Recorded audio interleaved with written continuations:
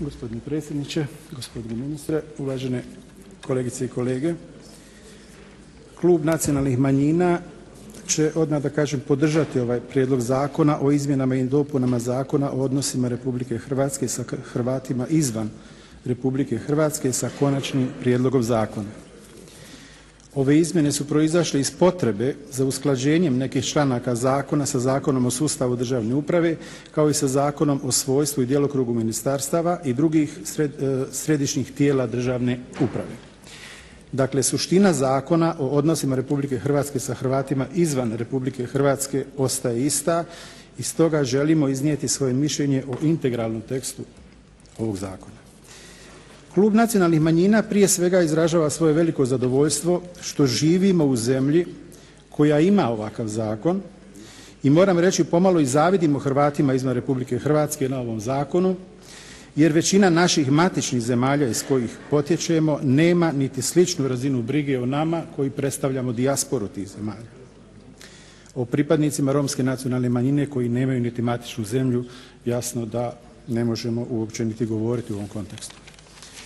Kao ključne stvari ovog zakona navest ćemo prije svega članak 4. koji kaže da su, citiram, Hrvati izvan Republike Hrvatske su ravnopravan dio jednog i nedjeljivog hrvatskog naroda.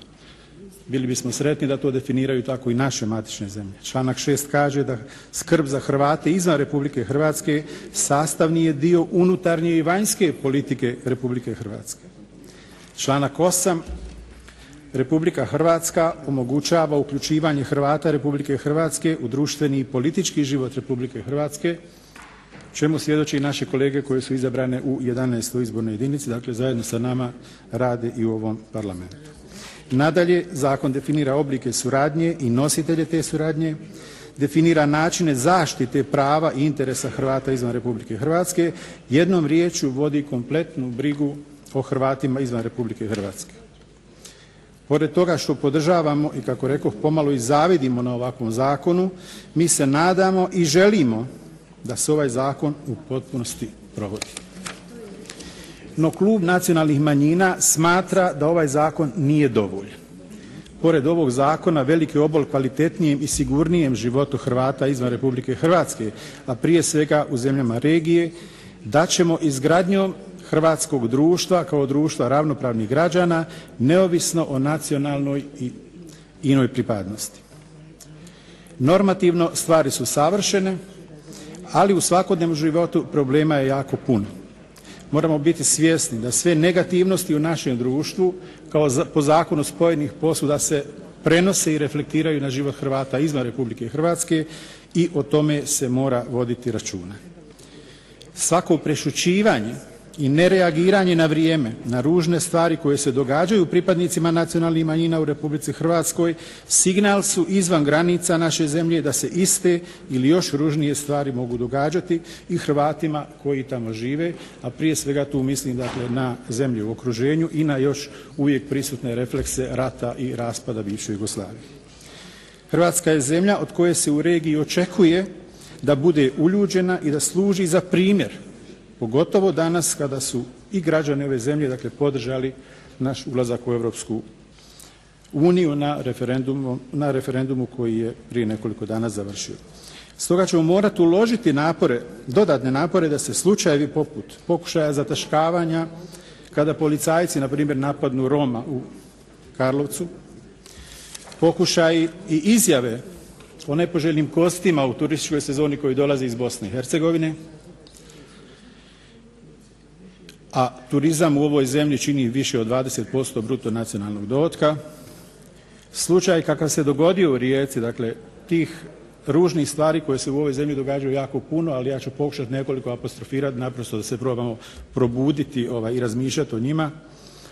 U Rijeci se dogodio jedan gnusan događaj prije nekoliko godina kada je u po bijela dana u centru grada bačen čovjek sa mosta u rječinu. Čovjek se utopio, na to niko nije reagirao nekoliko dana, ni građani, ni policija, ni ostale institucije. Na to su reagirala djeca od 16 do 17 godina pa su tek nakon toga provedene istražne radnje u kojima je pronađen krivac. A o tom događaju, vjerujte mi, pošao sam tragat kakav je nacionalni kontekst ili odnos žrtve i počinitelja i na tom putu signali su bili toliko ružni da sam se zaustavio, dakle nisam želio dalje. Stvari koje se naprosto ne mogu događati. Mi ne možemo očekivati